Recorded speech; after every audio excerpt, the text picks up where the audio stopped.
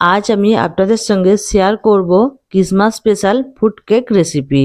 কোনো রকম cake mould ছাড়া, মেজারমেন্ট কাপ ছাড়া, ডিম ছাড়া সম্পূর্ণ নিরামিষভাবে খুব সহজ পদ্ধতিতে কেকটা বানিয়ে দেখাবো। এইভাবে কেকটা বানালে কেকটা খুব নরম, স্পঞ্জি আর একদম পারফেক্ট হবে। নমস্কার, আমি তাপসী আর আপনারা দেখছেন তাপসী দির হেসেল। চলুন আজকের রেসিপিটি স্টার্ট করা যাক।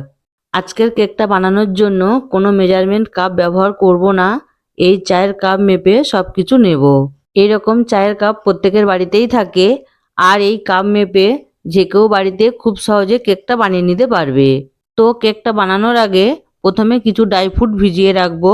তার জন্য একটা প্লেটে নিয়ে নিয়েছি 1 টেবিল চামচ কিশমিশ, 1 টেবিল চামচ কাজু, 2 টেবিল চামচ চেরি আর 2 টেবিল চামচ তুটি ফুটি। আপনারা আপনাদের পছন্দ মতো যে কোনো ড্রাই ফ্রুট এখানে নিতে পারেন। ড্রাই ফ্রুটগুলো ভিজানোর জন্য আমি এখানে দিয়ে দিলাম ওই চায়ের কাপের 3 ভাগের 1 ভাগ কমলা লেবুর রস। এবারে এটা 10 থেকে 15 মিনিটের জন্য ভিজিয়ে রাখবো। এবারে কেকের ব্যাটারটা বানানোর জন্য একটা বড় জায়গা নিয়ে নিয়েছি, আর নিয়েছি চায়ের কাপের 3 ভাগের 1 ভাগ সাদা তেল। তেলের পরিবর্তে আপনারা একই পরিমাণ ঘি বা বাটার নিতে পারেন। নিয়েছি ওই চায়ের কাপের হাফ কাপ দুধ আর 1 কাপ গুড়। গুড়ের পরিবর্তে আপনারা চিনির গুঁড়োও দিতে পারেন। চিনির গুঁড়ো দিলে 1 কাপ ভর্তি করে চিনির গুঁড়ো দিতে হবে। এবারে এই সব কিছু খুব ভালো করে কিছুক্ষণ মিশিয়ে নেব।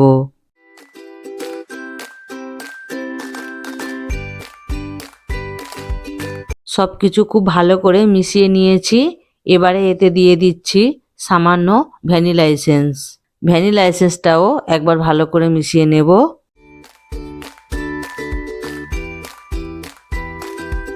এবারে বাকি জিনিসগুলো দেওয়ার আগে একটা ছাঁকনি নিলাম, আর এই ছাঁকনিটায় করে সব কিছু চেলে দিতে হবে। দিয়ে দিচ্ছি 2 কাপ ময়দা। এখানে আমি কাপ ভর্তি করে ময়দা দিয়েছি। আর দিচ্ছি হাফ কাপ গুঁড়ো দুধ। গুঁড়ো দুধটা নাও দিতে পারেন, তবে গুঁড়ো দুধটা দিলে কেকটা খেতে বেশি ভালো লাগবে।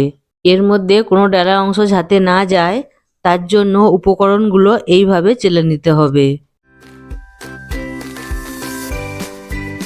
এবারে একটা স্প্যাচুলা দিয়ে ময়দাটা ভালো করে মিশিয়ে নিচ্ছি। আপনারা একটু খেয়াল করলেই বুঝতে পারবেন আমি ময়দাটা একই দিকেই মেশাচ্ছি। কেকের ব্যাটারটা মেশানোর সময় এইভাবে একই দিকে ঘুরিয়ে ঘুরিয়ে মেশাতে হয়।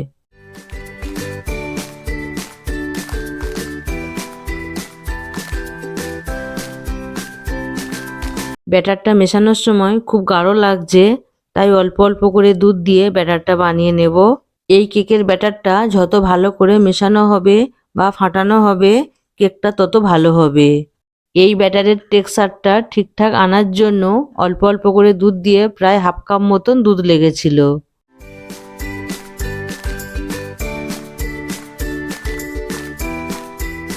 ছাঁকনিটা আবার নিলাম, আর ছাঁকনির ওপর দিয়ে দিচ্ছি 1 চা চামচ বেকিং পাউডার, হাফ চা চামচ বেকিং সোডা, আর দিচ্ছি 1 চিমটি নুন।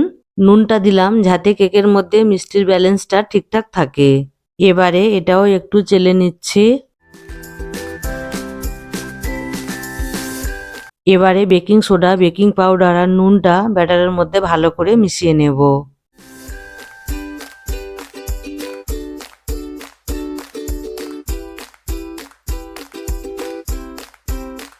ব্যাটারটা খুব ভালো করে ফেটিয়ে নিয়েছি বা মিশিয়ে নিয়েছি। এবারে এতে দিয়ে দিচ্ছি ভিজিয়ে রাখা ড্রাই ফ্রুটগুলো। এই ব্যাটারের মধ্যে আর কোনো কিছু দিতে লাগবে না। এবারে এই ব্যাটারের মধ্যে ড্রাই ফ্রুটগুলো ভালো করে একবার মিশিয়ে নেব।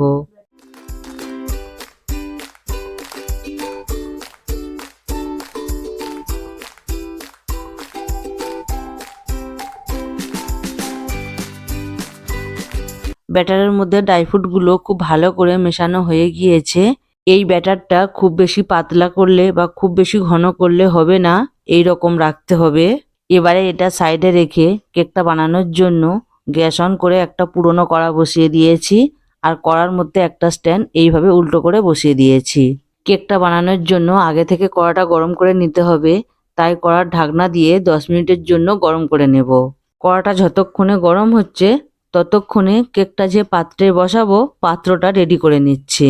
কেকটা বানানোর জন্য আমি এখানে একটা পুরনো পাতলা বাটি নিয়েছি, সেই বাটিতে অল্প তেল দিয়ে তেল ব্রাশ করে নিচ্ছি।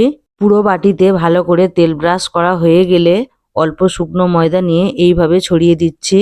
বাটিতে তেল ব্রাশ করার পরে এইভাবে শুকনো ময়দা ছড়িয়ে দিলে কেকটা তোলার সময় কেকটা একটুও ভাঙবে না আর খুব ভালোভাবে কেকটা উঠে আসবে। আপনাদের কাছে যদি বাটার পেপার থাকে তাহলে এইভাবে ময়দা না ছড়িয়ে বাটার পেপার দিতে পারেন। এবারে কেকের ব্যাটারটা এর মধ্যে ঢেলে দিচ্ছি। এই কেকটা বানানো এতটাই সহজ যে এই স্টেপগুলো ফলো করে যে প্রথমবার কেক বানাবে সেও একদম পারফেক্ট কেক বানিয়ে ফেলবে। ব্যাটারটা দেওয়া হয়ে গেলে বাটিটা ধরে এইভাবে একটু 2-3 বার ঠুকে ঠুকে দিতে হবে। খেয়াল রাখবেন যে পাত্রে কেক বসাবেন সেই পাত্র ভর্তি করে ব্যাটার রাখা যাবে না, সেই পাত্রের অর্ধেক পর্যন্ত ব্যাটারটা দিতে হবে। এবারে কিছু ড্রাই ফ্রুট উপর থেকে এইভাবে সাজিয়ে দিচ্ছি, এতে কেকটা দেখতে সুন্দর লাগবে আর খেতেও খুব ভালো লাগবে।